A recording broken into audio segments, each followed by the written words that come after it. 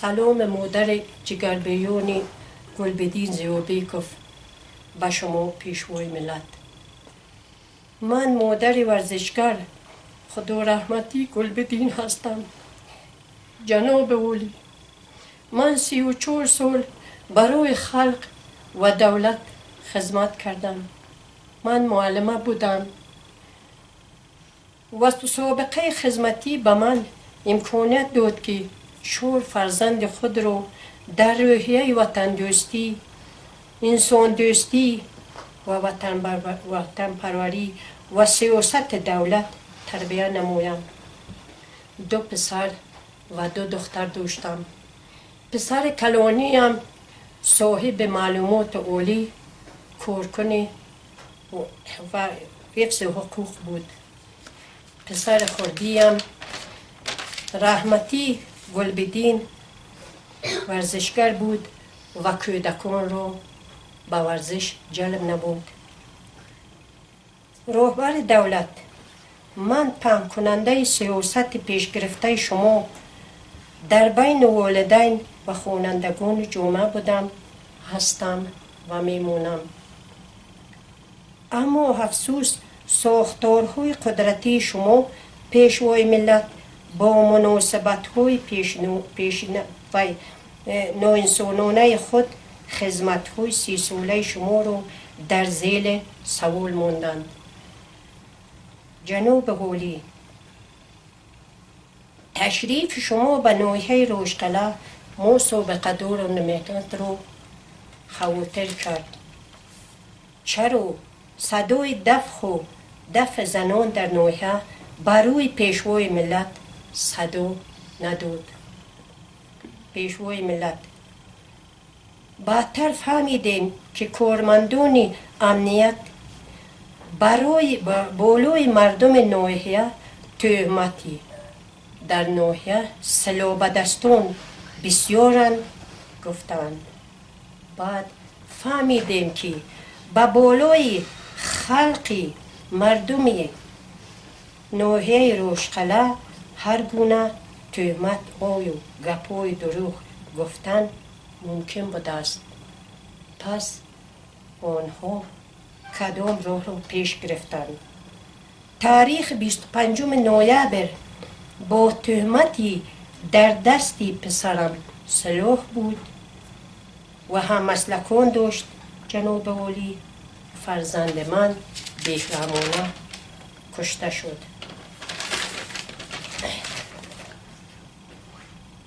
فرزند من یگان بار سیاست شما پیشوای ملت و دولت رو بد نگفت و سخنان شما رو که همه وقت طرفدار راستی و عدالت بودند پیروی نمود.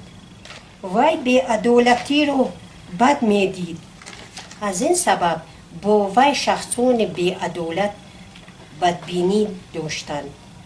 من مادر مرحوم گلبدین این رفتار نسبت فرزندم خصومت شخصی حساب میکنم. این رفتار رو من خصومت شخصی حساب میکنم. پیشوای ملت، فقط یک دلیل عمیق با بز و 300 سومونی دادن شناسنامه خارجی که برای کارمندان حفظ حقوق قانون بوده است، بدخشان رو بی آبرو و سوزاندند. مگر به این کردار یگان کس طاقت می کند؟ پیشوای ملت، کادرهای بی سیاست و بی قانون خدمت‌های شما رو در عرصه جهانی پست ماندند که این ما رو هم از هر گونه مناسبت‌های غیر قانونی خاطر ساخت. وقتی که به مناسبت 30 سالگی استقلالیت فیلم سالنامه پیشوای ملت رو با فرزندانم تماشا کردیم، شما پیشوای ملت در خانه خدا کعبه برای مردم تاجیکستان صلح و ثبات، عدالت، همدیگر فهمی و زندگی آرام رو طلب کردید. اما دشمنان دولت به خلقای بیگناه تهمت کرده این خدمت‌های شما رو به مردم بیگناه زیر سوال موندند. و وقتی که من بعد وفات فرزندم در مانیتورینگ بودن جزوی قتل مردم شریف تاجیکستان رو خاطر سوخت. در مانیتورینگ بودن جزوی قتل رو دیدم. این تمام مردم شریف تاجیکستان رو خاطر سوخت، چون که بعد اون دعای خیر حکم قتل برای مسلمانان تاجیک خیلی وزنین است. جناب عالی، من چنین سوال دارم و از شما احترامانه جواب این سوال ها رو پرسان می شوم. آیا جزای قتل با تهمت اجرا می گردد یا در اساس قانون؟ دویم، آیا تهمت بالای شخص بیگناه در قانون حل دارد یا نه؟ آیا گذرانیدن عملیات به یگان دلیل، به یگان مصلحت برابران گذرانده ممکن است یا نه؟ چرا قضیه ها فقط به منفعت منصبداران روان شده مردم بیگناه بی جواب است؟ و به فکر من اگر همین حکومت بر دروغ و تهمتگر کار خود را ادامه دهد، به فکرم بی جواب میمونند.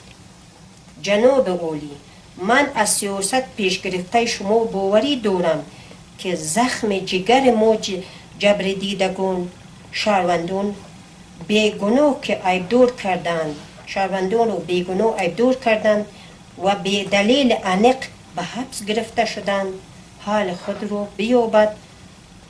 و قاتلان فرزند من که رفتار ناانسانانه نامسلمانانه داشتند در روی کار می آید، معین می شود و جزا داده می شود.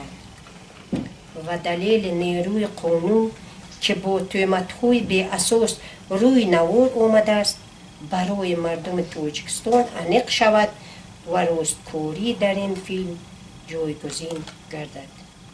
بنابراین جناب عالی پیشوای ملت، به شما امید زیاد دارم که البته به داد ما جگر سوخته ها البته می رسید و ما رو البته می پذیرید.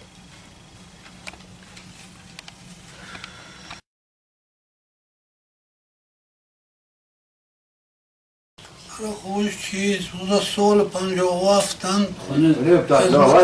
خدمت خلق کنم تا 94.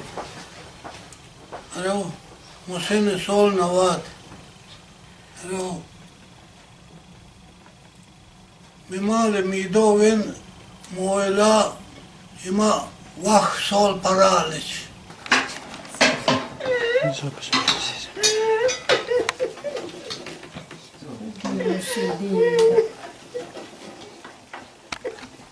پستیل رژیم اما مال میدوین دا دیجنو خدمت مرچو مصیبتو سالا پوتیل ایون جنو کشتاچو به حساس است ویای مروین تماشا زد مشکی بعد از حکومت دارین طلب کنم دیده ما پوچ خون گردین مرد. السلام علیکم جنوب اولی امام شریف بجامون من همیشه بعد چیکار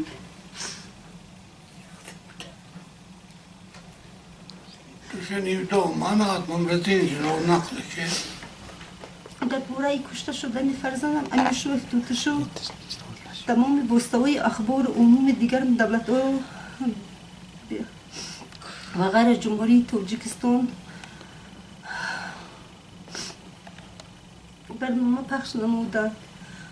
در ولایت مختار بدخشان گویی اینترنت بسته است که گویا یگان اخبار از ولایت نبراید. بدبختانه برای حکومت داران این اما قضیه ها در همه جا پنج شده است. من فرزندم را بعد از خدمت عربی عطا کردن خدمت عربی به دانشگاه داخل نمودم و او را کارمندان ساختارهای قدرتی مثل ایوان وحشی پرانده به قتل رساندند. کودک من 2 سال خدمت عربی را در پگرانیش و ایستگاه در شوراباد عطا کرده است. با سر بلند برگشت، با زبان سرژانت. من کودکم که بیکار نماند، من وی به مکتب داخل کردم. خودم به مهاجرت ملتی رفتم که احوال اویلوی هم بد بود. من صاحب 2 کودک هستم. کودک یکم امرو برای از سبب بد بودن احوال اویلوی خانواده نتوانستم و اصرار به مهاجرت ملتی رایی کردم و خودم بچه‌ام که به مکتب داخل کردم. یگان مبلغ نداشتم که کودکم خوانم، پوشانم و سوم نقلیات باید تمام کنم.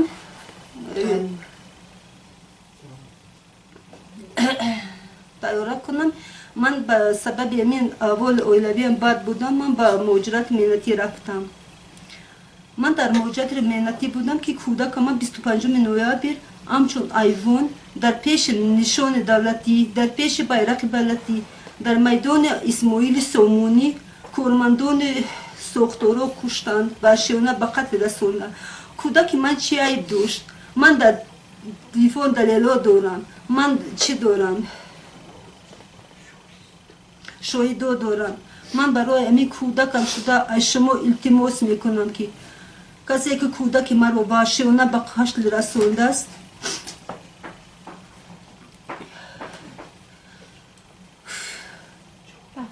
سخت جواب دهند و کشتار جوانان در بدخشان این بعد قطع یابند. از این لحاظ من از شما جناب عالی و به شما آنچه قفیل سرقانون و امنیت شهروندان احترامانه خواهش میکنم که قرار قبول نمایید نسبت 3 جوانی که در بدخشان بیرحمانه کشته شدند به یگان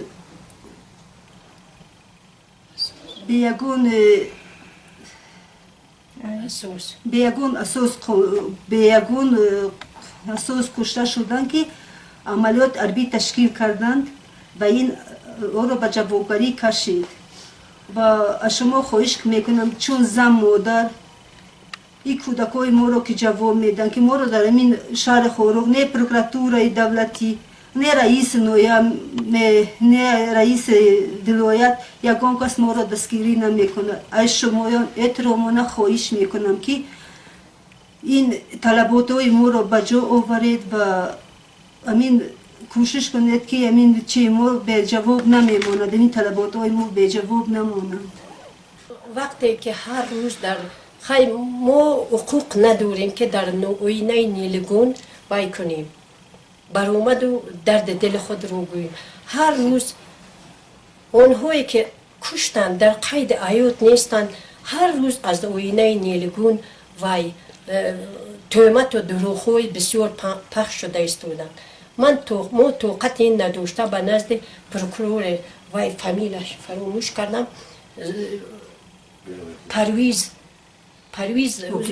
حکمزاده بیم وای عموما سردار پروکراتورای ولایتی کودکان مایی که در قید حیات نیستند غیبت نکنند، سیاه نکنند وای او رو در آینه نگون.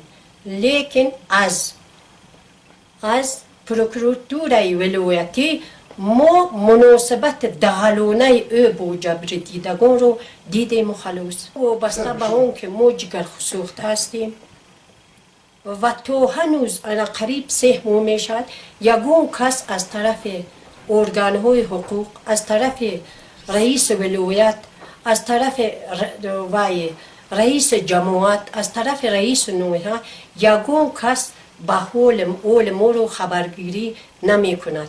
تنها کودکان ما رو سیاه می کنند و تهمت می کنند. ما به همه هر روز سیاه می کنند.